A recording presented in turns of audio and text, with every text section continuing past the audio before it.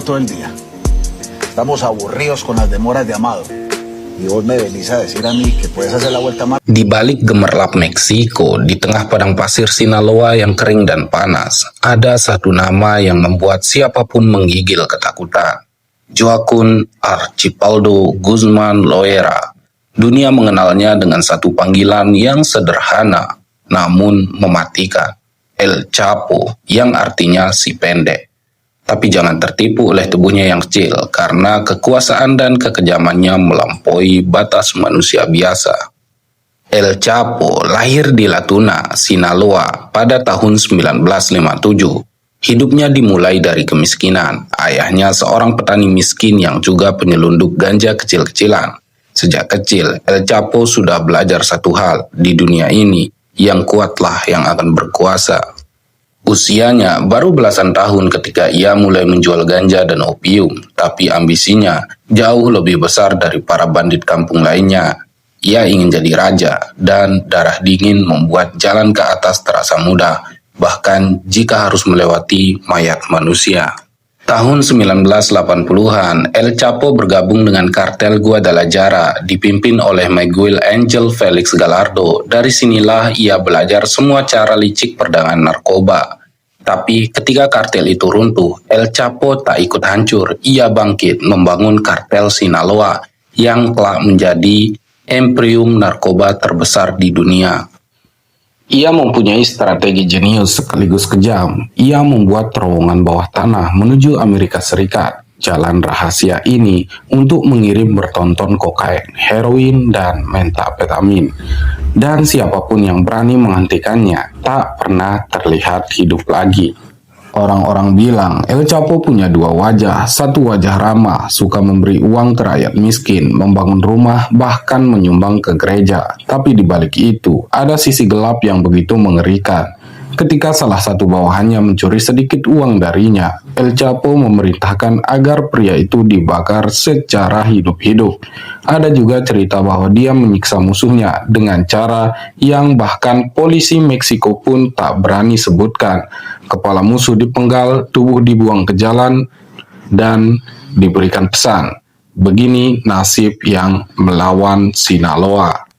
Dan pada tahun 1993, Bandara Guadalajara, El Chapo nyaris dibunuh oleh kartel rivalnya. Tapi peluru nyasar malah menewaskan seorang kardinal Katolik, Juan Posades Ocampo. Kematian itu mengguncang seluruh Meksiko dan membuat El Chapo menjadi buronan nomor 1 di dunia. Pemerintah menangkapnya tahun 1993, tapi El Chapo bukan penjahat biasa. Dia seperti bayangan, sulit ditangkap dan lebih sulit lagi dikurung. Dan penjara Puente Grande, dia membeli semua penjaga, dari sipir sampai kepala keamanan. Uang bicara, dan El Chapo punya lebih banyak uang daripada negara kecil manapun.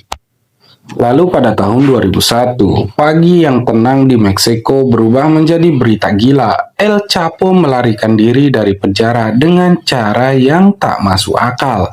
Ia bersembunyi di dalam keranjang cucian dan keluar begitu saja dari gerbang utama. Dunia tercengang, polisi marah, tapi rakyat kecil di Sinaloa mereka malah bersorak gembira.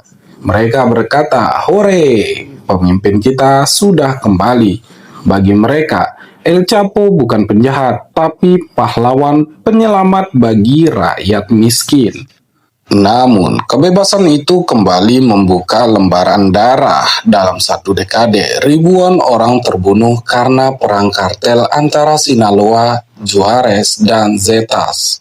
Tubuh tanpa kepala bergelimpangan di jembatan kota. Wanita, anak-anak, anak pejabat tak luput dari teror. Dan semua itu terjadi di bawah bayang-bayang nama yang sama, El Chapo.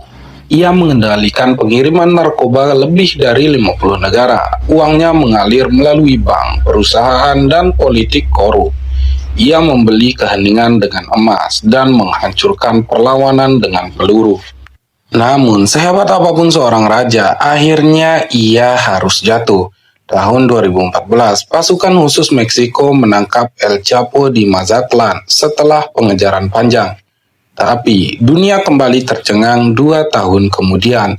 El Chapo kabur lagi, kali ini lewat terowongan sepanjang 1,5 km, lengkap dengan ventilasi, rel, motor, dan lampu, seolah-olah penjara hanyalah permainan baginya.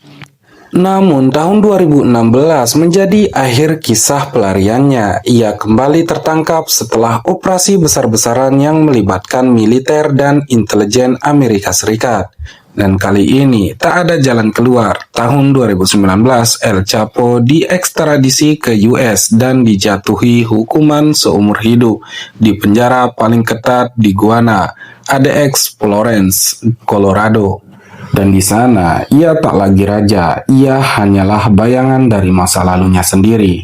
Di sel kecil tanpa jendela, mendengarkan suara langkah penjaga yang menggema setiap hari, tanpa seorang pun berani menatap matanya lagi.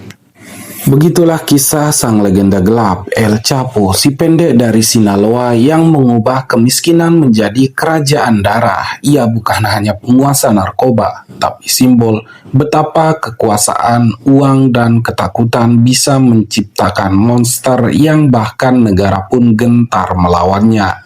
Karena di dunia El Chapo, yang berkuasa bukan hukum, yang berkuasa adalah rasa takut.